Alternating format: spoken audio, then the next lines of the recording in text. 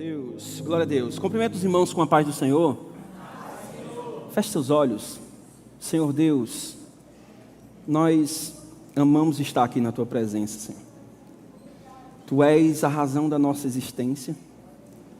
Tu és, ó Deus, acima de tudo, o nosso Deus, o nosso Senhor, nosso Salvador. A nossa existência não tem o menor sentido sem Ti, Deus. Nós louvamos, engrandecemos o Teu nome porque Tu és digno, porque Tu és o único merecedor de toda adoração.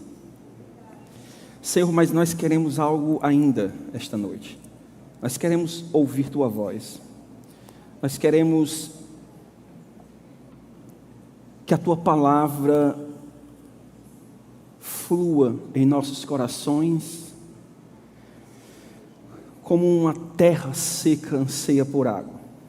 Deus, que somente Tua voz, que é inconfundível, seja ouvida nesta noite. Nós estamos aqui como ovelhas, esperando pela voz do nosso pastor. Nós queremos, ó Deus, receber de Ti orientação, palavra, vida e Espírito, porque a Tua palavra é Espírito e vida para todos os crentes. Nós Te agradecemos, ó Deus, pelo privilégio de poder estar aqui esta noite, e é no nome santo de Jesus que nós Te oramos. Amém. Antes de eu começar, eu gostaria de agradecer a oportunidade que me é concedida pelo nosso pastor. Nosso pastor está em viagem de missão, como os irmãos sabem, nosso pastor é pastor de pastores, então é um homem sempre muito ocupado na obra do Senhor, e agradeço pela confiança do nosso pastor e os demais pastores pela confiança a mim concedida.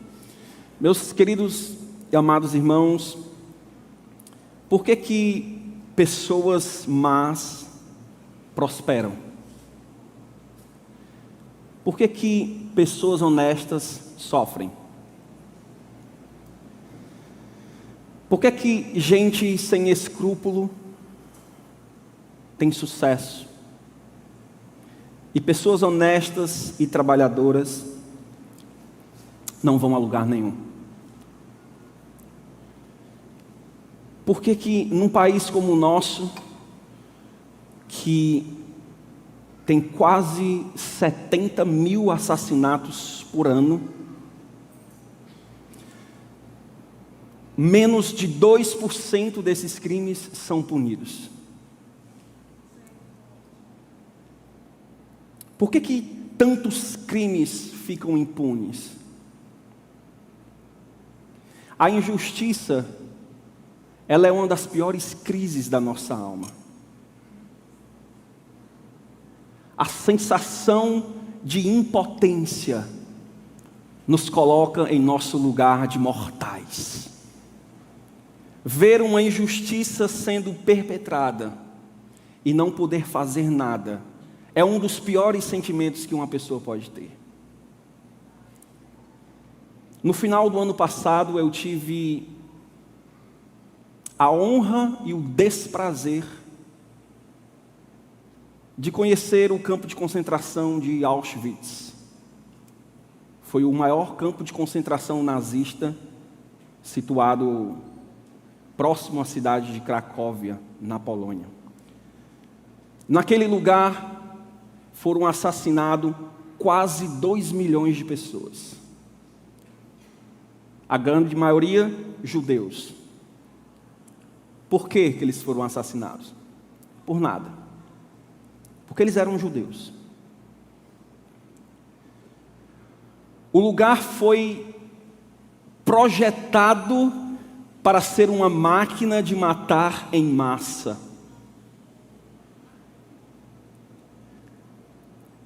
Os generais e administradores daquele lugar, vendo que matar os judeus na bala, eles tinham um paredão de execução, isso causava muita sujeira, e isso pesava demais no coração dos soldados. Então eles desenvolveram a câmara de gás. Eu tive o desprazer de poder entrar dentro de uma. Dava para a gente ver sinais de unhas nas paredes. Cabia ali mais ou menos umas 600 pessoas por vez. Eles eram confinados dentro daquele lugar. Um chuveiro que tinha no teto começava a molhar as pessoas. E depois abria-se uma abertura que tinha no teto e soltava uma lata com um pesticida. Em menos de 10 minutos estava todo mundo morto. Quando se abria a porta, vizinha da esquerda, já tinha um crematório. Essa máquina de matar funcionou por anos, assassinando quase 2 milhões de judeus. Você está naquele lugar, é uma experiência quase traumática. Você não consegue sorrir, você não consegue lembrar que você está em uma viagem de turismo. Quando você entra em alguns lugares que são específicos para visitação, que você vê um monte de sapatos, é uma montanha de sapatos, pratos, óculos, próteses, cabelos. E até então eu estava conseguindo fazer a visita. Mas quando eu vi a ala dos sapatos infantis de crianças, eu não consegui mais. As crianças que chegavam naquele lugar, era mandada não existia nem seleção. Eles faziam uma seleção para quem podia trabalhar em trabalhos forçados e quem iria direto para a morte. As crianças nem passavam por essa seleção. Elas já iam para a morte logo. Existia uma vala, um buraco, onde, em uma caçamba, se despejava crianças em uma vala com fogo.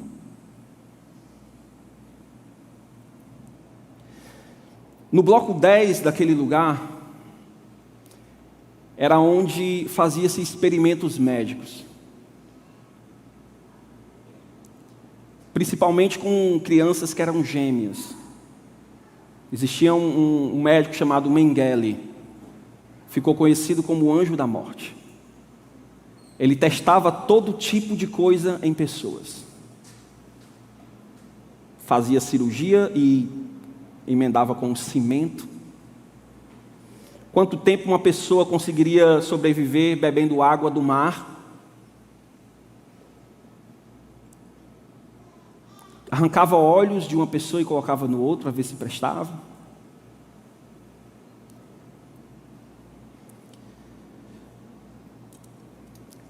Quando os aliados conseguiram libertar o campo, quando eu fui no ano passado, eu estava comemorando 80 anos da libertação daquele campo. Muitos nazistas fugiram, alguns foram condenados, presos. O diretor foi executado lá mesmo, tem lá a forca onde ele foi executado. Mas o Mengele, o anjo da morte, sabe o que aconteceu com ele? Ele veio para o Brasil. Passou o resto da sua vida morando num bairro comum do Rio de Janeiro. Morreu de causas naturais em uma praia no Rio de Janeiro. Por que quando a gente escuta histórias como essa, por que a gente tem uma sensação de que Deus não está vendo? Porque nós queremos que o bem vença.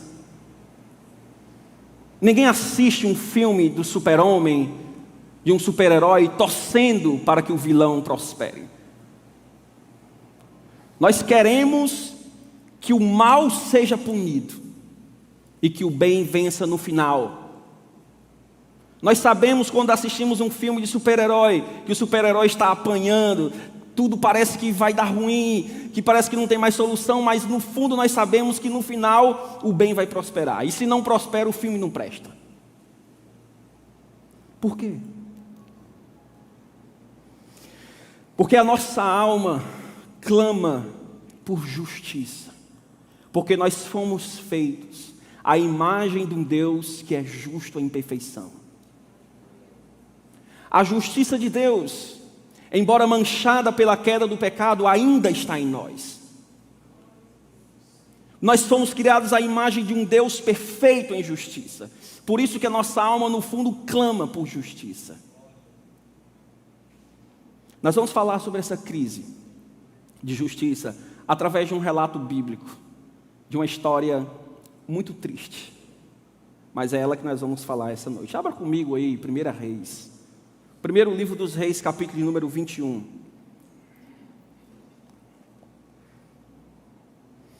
Primeiro livro dos Reis, capítulo de número 21. Nós vamos falar sobre a história de Nabote. Se você não conhece Nabote, hoje você vai conhecer quem foi ele.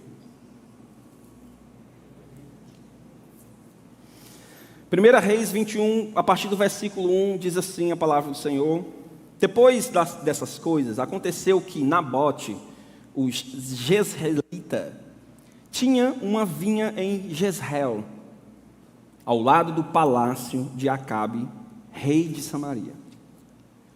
Este, o rei, falou a Nabote: Dai-me a tua vinha, para que me sirva de horta, porque está vizinha e nos fundos do meu palácio, e te darei em troca uma outra vinha melhor.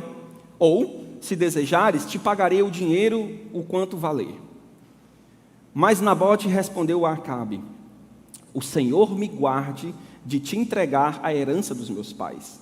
Então Acabe foi para o seu palácio desgostoso, indignado por causa da palavra de Nabote, o Jezreelita, pelo que ele havia lhe falado.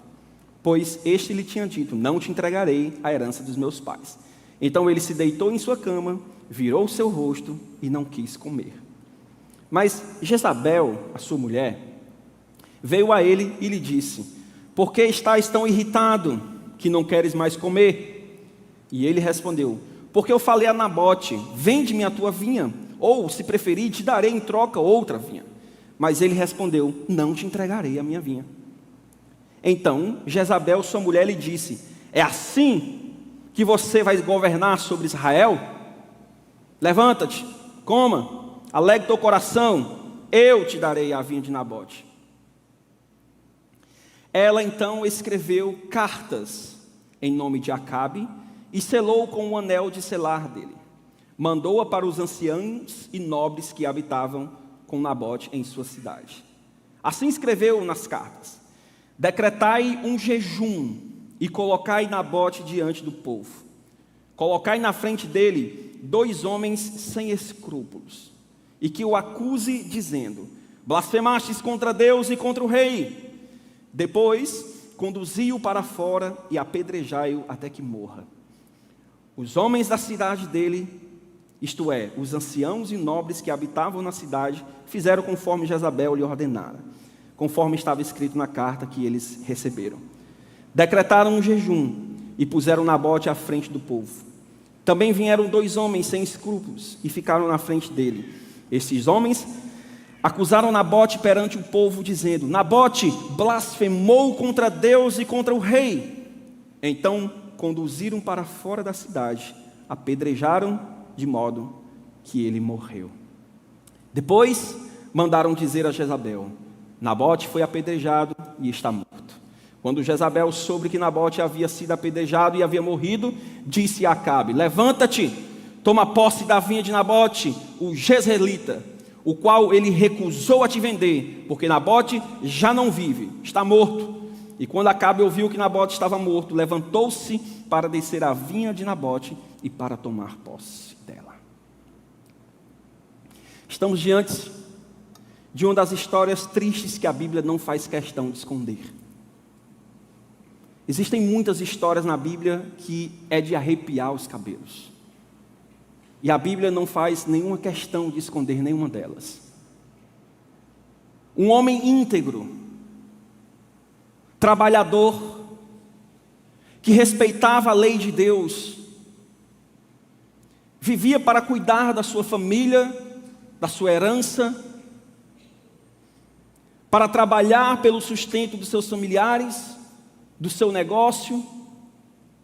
Um pequeno vinhedo. Um homem comum, da casa para o trabalho,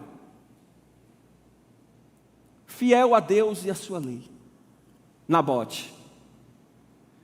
A sua vinha, o terreno que ele havia recebido dos seus pais, que era assim que era feito, no antigo Israel não se comprava propriedade de outras pessoas, você podia arrendar no máximo e depois você recebia de volta, porque quando Deus distribuiu as terras, Ele falou a cada um: olha, não pode vender, é a herança que vocês têm.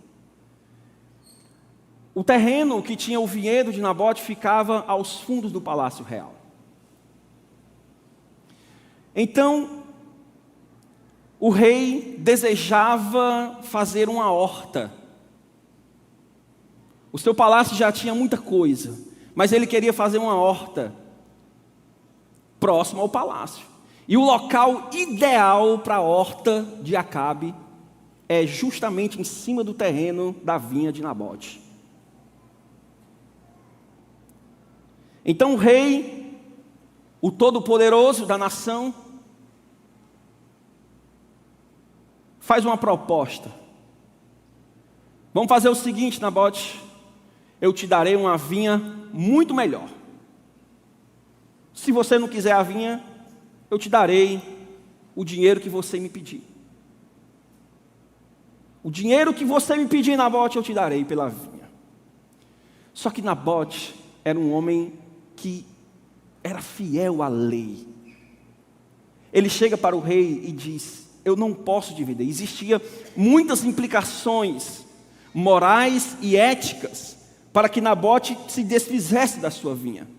A primeira era uma herança dos pais. Ele não podia vender porque quando ele morresse, a posteridade dele teria que tomar conta. Segundo, se ele vende o único ganha-pão dele, como que ele vai sustentar a família? Não existia CineDT para você colocar o currículo e mudar de ramo. Não existia outras famílias precisando de funcionário.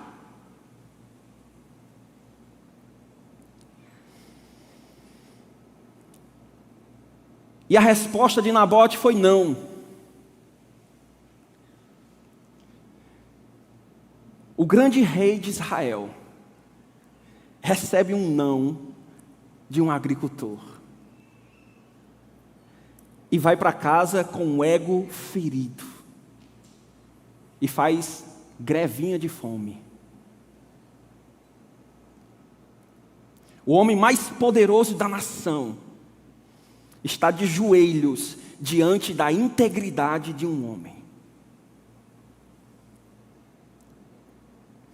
É claro que num mundo de injustiça como o nosso, isso não ia ficar barato. Os poderosos sempre têm a sensação de que pode tudo. Isso não ia ficar barato. Jezabel, que era a mente maligna pensante do reinado de Israel, quando o rei Acabe era rei, bolou um plano inescrupuloso contra esse homem fiel e íntegro. A pior de todas as maldades, ela vai usar a religião, vai usar a fé do povo e vai usar duas testemunhas falsas. Tudo que Deus mais abomina, testemunho falso. Ela promulga um jejum religioso. Olha, eu estou precisando que a nossa nação se consagre mais ao Senhor. Nós precisamos ter mais intimidade com Deus. Vamos programar um jejum. Mas anciãos, coloque Nabote no meio do povo, na frente. E pague duas testemunhas falsas. E diga que ele blasfemou. O que significa? O que as testemunhas poderiam ter falado? Deve ter falado que Nabote não quis fazer o jejum. Olha, Nabote blasfemou contra Deus e contra o rei. Houve uma acusação falsa e uma condenação injusta. Aquele homem foi arrastado pela multidão, o pai de família, o agricultor, o homem decente. Eu me lembro de uma, por incrível que pareça, a música que vem na minha cabeça é uma música de funk, mas era um funk antigo que dizia assim: era só mais um Silva que a estrela não brilha. Existem muitos Silvas que a estrela não brilha, que morrem e ninguém chora, que é assassinado em nossas comunidades e não existe cartão de WhatsApp e nem de Instagram falando sobre eles. Em memória do fulano de tal, não existe. Era só mais um que ninguém conhece. Nabote era só mais um agricultor, arrastado pela fúria de uma multidão e apedrejado até a morte, por um crime que nunca cometeu, simplesmente por ser íntegro. Jezabel e o rei fizeram festa, comemoraram. Acabe comeu, se alegrou e desceu do seu palácio para tomar posse da vinha que agora não ia lhe custar mais era nada. Recebeu de graça a vinha. Humanamente falando, o mal venceu. Não houve justiça para Nabote. Ele morreu. Fim da história. Acabou-se. Por que essa conta não fecha na nossa cabeça? Por que isso nos dá uma sensação de que não está completa a história? Essa história... Acabou, irmão, a história. Morreu, Nabote morreu.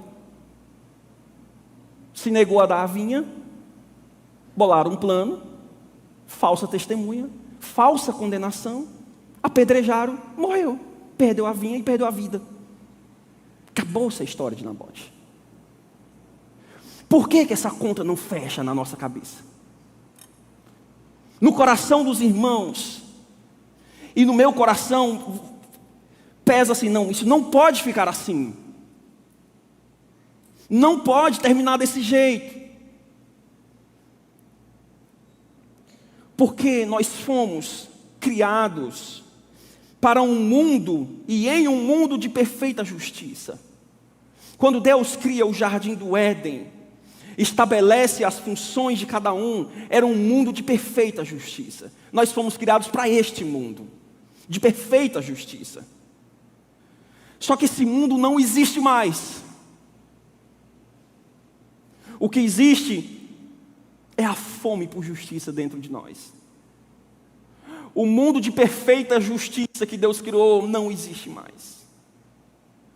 Mas o sentimento no nosso coração ainda está. Por isso que a conta não fecha. Por isso que o coração dos irmãos estão desejoso por saber o que aconteceu com Acabe e com Jezabel. Ou não?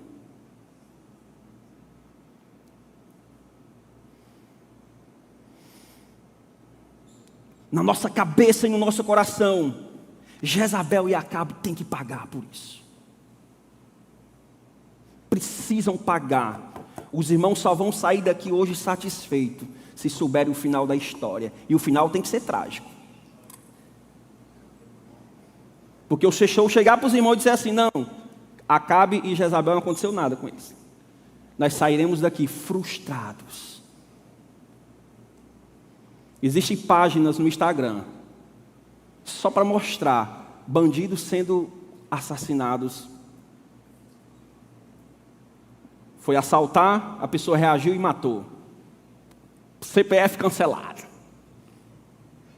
E a gente gosta disso.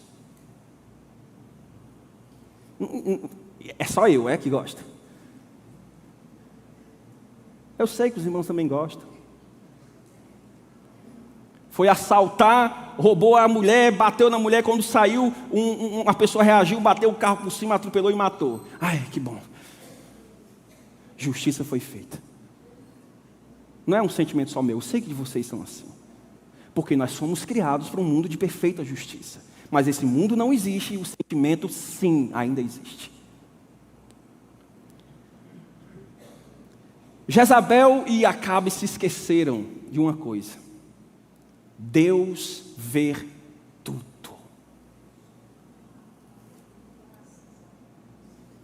Deus vê tudo e nada escapa da justiça de Deus. 1 Reis 21, 17. Deixa eu acalmar a alma dos irmãos. Então a palavra do Senhor veio a Elias, o tesbita, dizendo: levanta-te, desce para se encontrar com Acabe, rei de Israel, que está em Samaria. Ele está na vinha de Nabote. O nome de Nabote saiu da boca de Deus. Ele está na vinha de Nabote, para onde ele desceu a fim de tomar posse dela. Tu lhes farás o seguinte: assim diz o Senhor: por acaso você não mataste e tomaste uma herança? Falarás ainda assim diz o Senhor: no lugar onde os cães lamberam o sangue de Nabote, lamberão também o teu próprio sangue. Então Acabe disse a Elias: já me achastes, ó inimigo meu? E ele respondeu: achei-te. Por quê? Porque te vendestes para fazer o que é mal perante o Senhor. Olha que Acabe fez um monte de desgraça, mas o juízo sobre a vida de Acabe vem por causa de Nabote. Eu trarei ruínas sobre ti, expulsarei a tua posteridade e exterminarei de Israel todo homem, servo ou livre que pertence a você. E farei da tua família como a família de Jeroboão, filho de Nebate, e como a família de Baasa, filho de Aías, porque me provocaste a ira, fazendo Israel pecar. O Senhor também falou sobre Jezabel: os cães devorarão Jezabel junto ao muro de Jezreel. E quem morrer da família de Acabe na cidade, os cães devorarão, e os que lhe morrer no campo, as aves lhes comerão. A justiça de Deus encontrou Acabe. No meio de uma guerra, ele mandou outra pessoa se fantasiar de rei. Colocou em cima de um carro real, fantasiado, para os inimigos acharem que ele era o rei. E ele foi como um soldado comum no meio de uma multidão. Um homem prepara uma flecha e atira a esmo, sem direção. A flecha atinge a abertura da armadura dele. Os irmãos gostam, né? Estão gostando de ver o Acabe sendo... Não morreu da flechada, mas começou a sangrar, feito Colocaram ele no carro, saíram a todo lado tentando salvar o homem. Passou o dia inteiro em cima desse carro sangrando e morreu no final do dia. Pegaram o carro ensanguentado com o sangue de Acabe e levaram para lavar. O sangue descendo com água. E aconteceu, 1 Reis 22, versículo de número 38. Lavaram o carro junto ao açude de Samaria, onde as prostitutas se banhavam, e os cães lamberam o sangue, conforme o Senhor havia dito. A justiça pegou Acabe. A justiça também pegou Jezabel. Já todo desestruturado o governo, Jezabel tentando se manter no poder, sobe para um segundo andar de uma casa com 2 soldados. Jeú, que foi o homem que exterminou a família de Acabe, olhou para a janela, viu ela arrodeada de 2 soldados e disse assim: tem homem aí? Se tiver homem, empurre ela de baixo, daí para baixo. Dito e feito, empurraram ela e ela morreu de uma queda, e ainda para garantir ele passou com um carro em cima dela. Entrou para dentro da casa, e foi comer. Quando terminou de comer, disse assim: rapaz, enterra aquela desgraçada, porque era filha de rei. Quando foram buscar ela para enterrar, 2 Reis 9:36.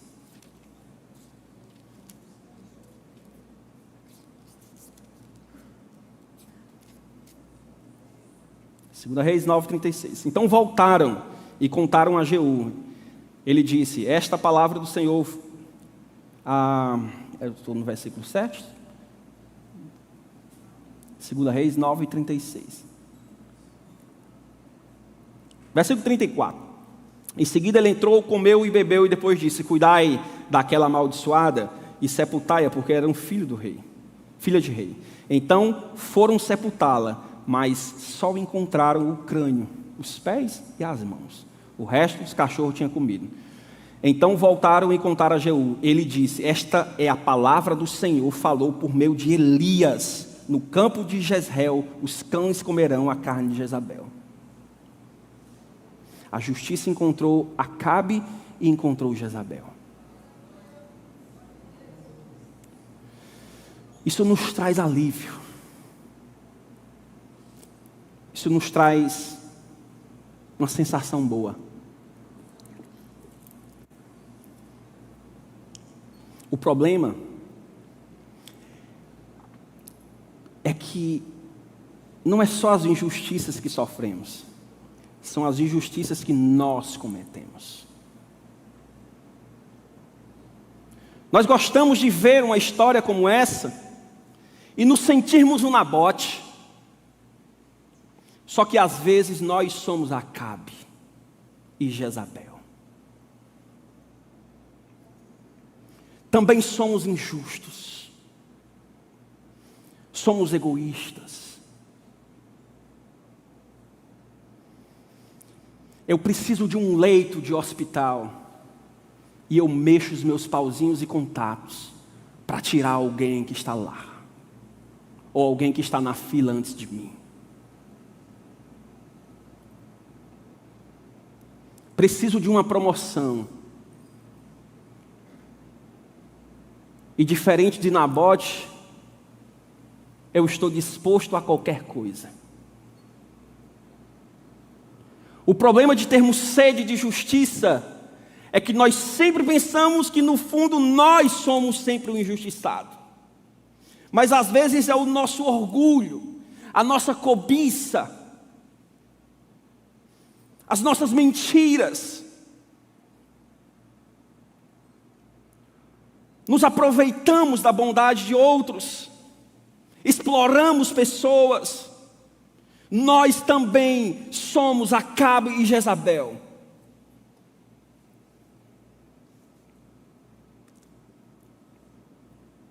E assim como Acabe e Jezabel, nós também achamos que Deus não vê. Nós mexemos os pauzinhos porque nós temos condições. E alguém abaixo de nós paga o preço pelo nosso orgulho. E assim como Jezabel e Acabe, nós achamos que Deus não está vendo isso.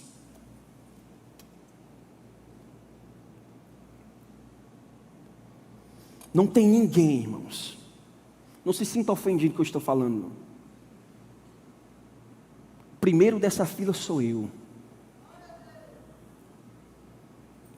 Porque quando minha mãe estava no hospital, se eu pudesse ter feito, eu faria isso.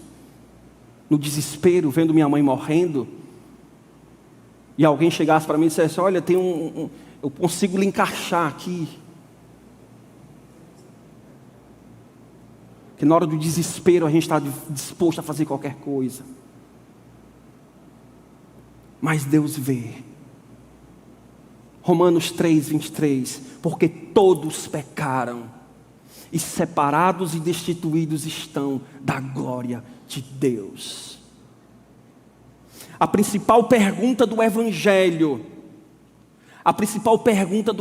de Jesus Cristo é: como Deus poderá livrar da condenação a minha vida e a sua vida, sendo Ele justo em perfeição? Como Deus, sendo justo, poderá me perdoar? Se Deus é justo, Ele precisa fazer justiça a Nabote.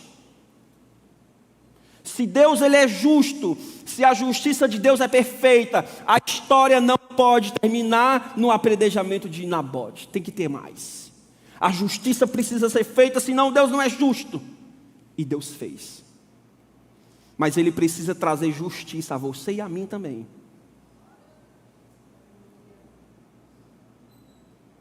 E Ele também fez.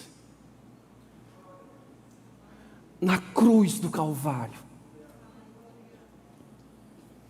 É nela que o amor de Deus encontra a justiça.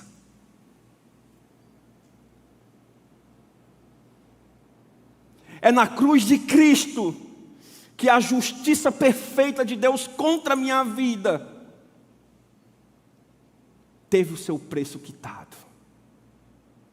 Não foi o meu sangue espalhado no chão, comido pelos cães, ou espalhado no muro de Jezreel. Foi o sangue de Cristo.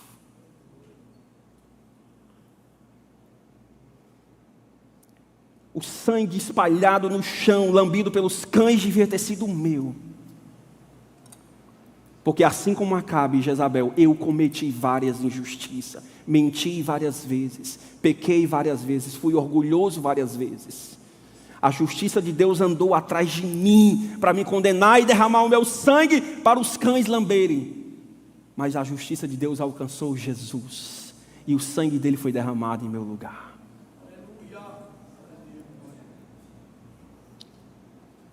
A cruz é um lembrete, irmãos, de que Deus não ignora o pecado.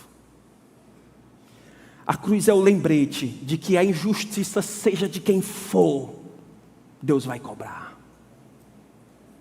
Se você está aqui hoje à noite, louvando, engrandecendo o nome do Senhor, ouvindo a palavra de Deus, é porque a justiça que estava te perseguindo para lhe cobrar justamente todos os seus e os meus pecados, foi creditada e foi lançada em cima do Cristo perfeito Jesus.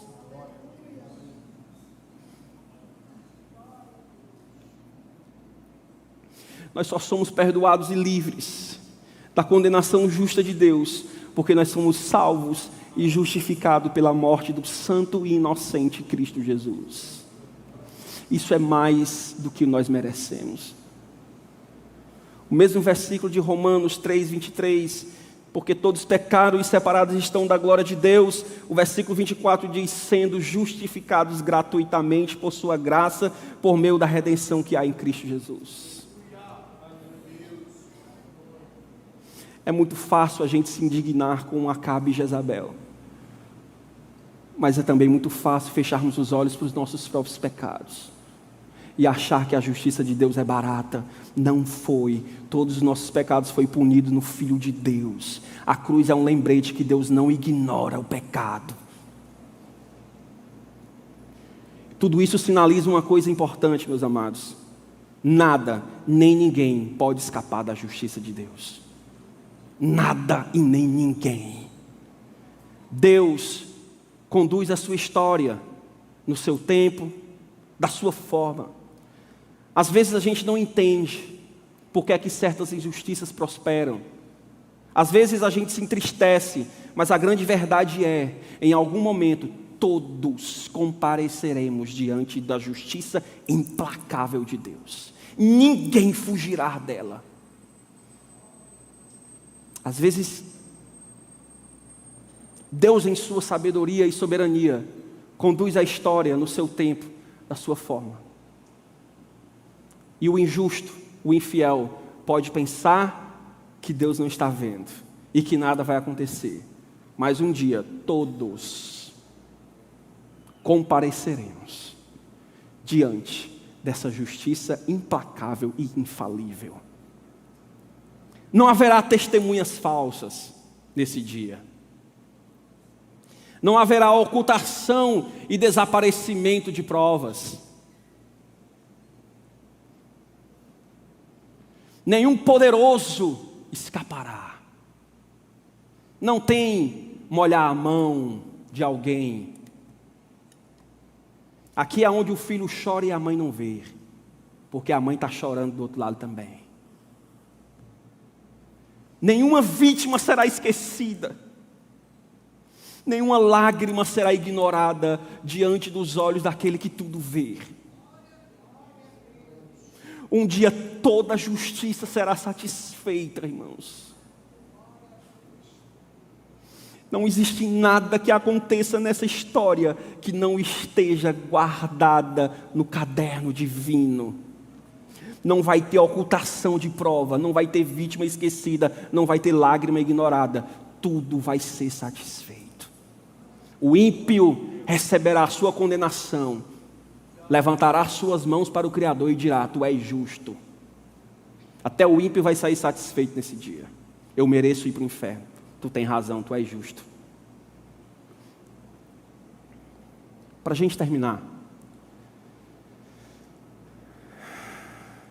nunca permita, irmãos, que a injustiça desse mundo transforme você em uma pessoa amarga e sem esperança. Muitos de vocês, assim como eu, sofremos várias injustiças. Alguns já têm mais idade, trabalharam a vida toda e parece que nunca saíram do lugar. Parece que a vida é injusta. Mas não é. Suas mãos cansadas garantiram o sustento e a vida de muita gente.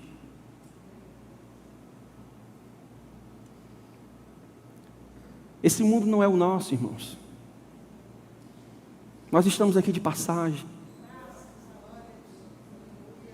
A injustiça pesa em nosso coração. Alguns aqui perderam familiares. Eu perdi meu pai, assassinado, um assalto, era um taxista. Passei minha vida toda privado da presença do meu pai. Injustiça. Quantos têm a mesma história de vida? Não permita que isso transforme você em alguém amargo e sem esperança, buscando vingança o tempo todo, porque a vingança é um veneno que você toma esperando que outro morra. Deus diz: a vingança é minha, eu retribuirei. Continue fazendo o que é certo, mesmo quando ninguém recompensa ou vê, porque Deus vê tudo. Todo acordo oculto, tudo que você faz de errado, Deus vê, e tudo que você faz de certo também Deus vê. Os olhos daquele que tudo vê estão sobre sua vida, cuidando de você, então honre isso aí. Terceiro, lute por justiça, sem perder o amor e a santidade em Cristo. Às vezes nós queremos lutar por justiça cometendo injustiças. Não faz sentido. Bem-aventurados que têm fome e sede de justiça, porque serão fartos. A nossa sede por justiça não nos autoriza a agir injustamente. Lembre-se diariamente que a sua esperança não está neste mundo. Nós não somos cidadãos daqui. Esse mundo passará. Esse mundo será restaurado, a justiça de Deus será estabelecida, o reino de Deus será instalado em completude, e assim teremos um reino de justiça e paz e alegria. Essa é a nossa esperança. Vamos ficar de pé?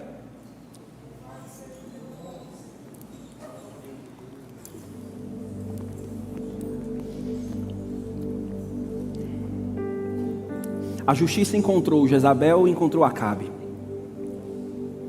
A justiça nos encontrou também. Só que nós encontramos Cristo. E Ele recebeu a justiça do Pai por nós. A partir do momento em que você é justificado em Cristo, você tem que se tornar uma nova pessoa. Deus está nos salvando. Não é para tirar a gente de um lugar de tormento e colocar num lugar de prazer. Deus está nos salvando para nos tornar uma nova pessoa. Um dia nós agimos em injustiça, em egoísmo, mas nós não podemos mais fazer isso. cometemos pecados, somos escravos enquanto estivermos nesse corpo. Um dia ele será extinguido, mas até lá nós temos que mortificar a nossa carne. E o poder para a mortificação da carne é o mesmo poder que nos justifica, que nos salva. Ele está em nós. Temos que desenvolver essa vida de santidade. E no dia que você sofrer injustiça, lembre-se de Cristo, que apagou os nossos pecados e nossas falhas, perdoou-nos por sua graça, reatou a nossa relação com Deus. Tudo isso pela fé em Cristo Jesus. Eu não merecia isso. Eu não merecia nem falar o seu nome. Conhecendo quem eu sou, eu não sou digno nem de estar aqui neste lugar. Mas eu fui alcançado pela graça. Eu fui alcançado pelo amor desse Deus. Merecíamos todo tipo de condenação, mas em Cristo Ele recebeu tudo isso por nós. Romanos 8:1. Portanto agora nenhuma condenação há para os que estão em Cristo Jesus. Quando vocês verem injustiça, lembre-se de Cristo. Quando tudo parecer injusto, lembre-se que Ele reina soberanamente. Feche seus olhos.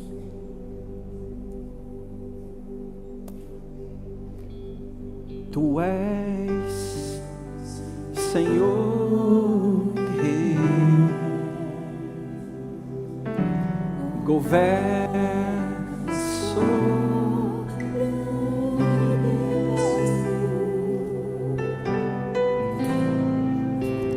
justo e fiel,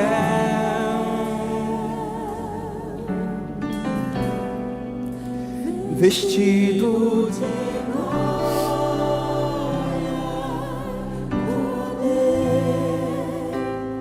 coroado está, para sempre reinará, prostrados aos teus pés, erguemos o teu santo nome em adoração.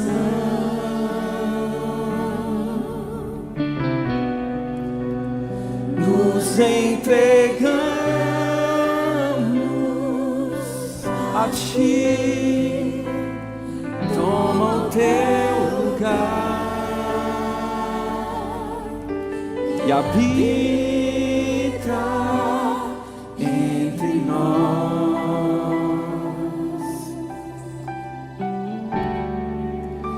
Ó Santo Deus.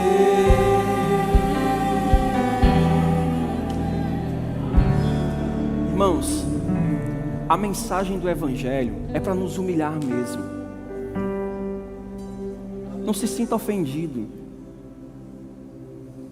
porque Paulo disse que o Evangelho veio para calar a nossa boca mesmo. Quanto mais nós reconhecemos o nosso pecado, mais nós glorificamos a Deus pelo que Ele fez por nós. Paulo dizia: eu sou o principal dos pecadores. Ele mentiu. O principal dos pecadores é eu, não era ele não. Quanto mais eu me aproximo da luz, mais fica evidente o quão imundo eu sou e quão gracioso Deus é. É por isso que eu não tenho medo. Mesmo sendo pecador, eu não tenho medo do juízo final, nem da face de Deus. Eu tenho anseio. Eu quero é que chegue esse dia, porque fomos justificados, fomos salvos pela graça. Se você concorda comigo, nós vamos cantar acima de tudo. Acima de tudo,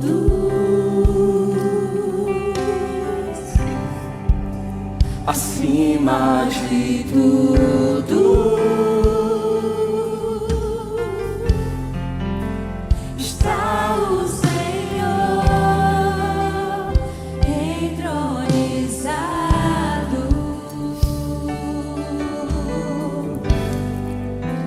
Os anjos e os homens,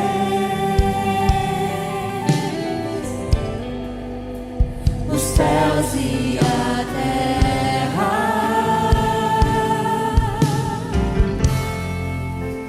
montanhas e mares declaram quem tu és.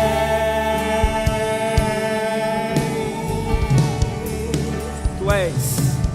Tu és Senhor e Rei, governas sobre o universo,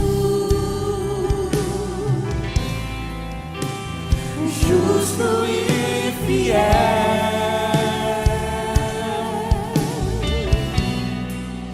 vestido de glória e poder, coroado estás, pra sempre reinarás, prostrados aos teus pés, erguemos o teu santo nome em adoração.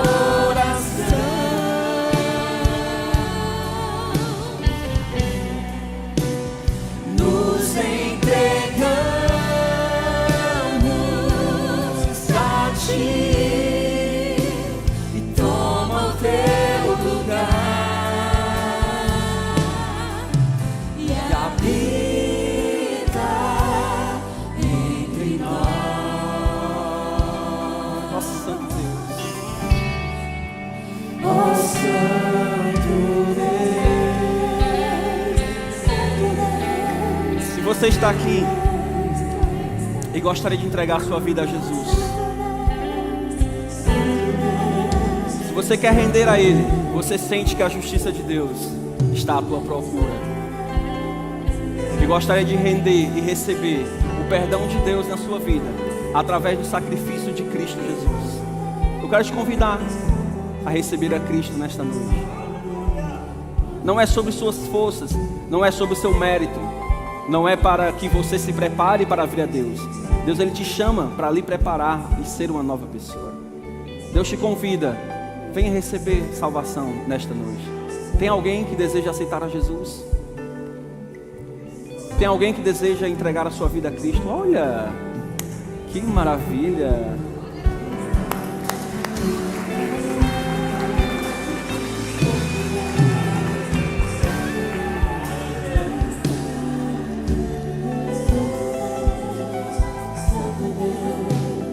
Como é teu nome? Como é teu nome? Sofia, irmãos. Filho de crente não é crente não, viu, irmãos? Precisa entregar a vida a Cristo Jesus. Cada um prestará conta de forma individual diante de Deus. Tem mais alguém? Vem?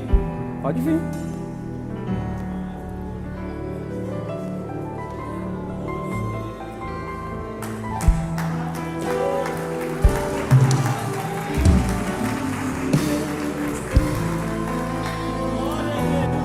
Tem mais alguém?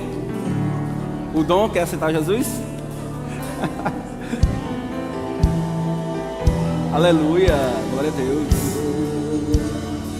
Tu és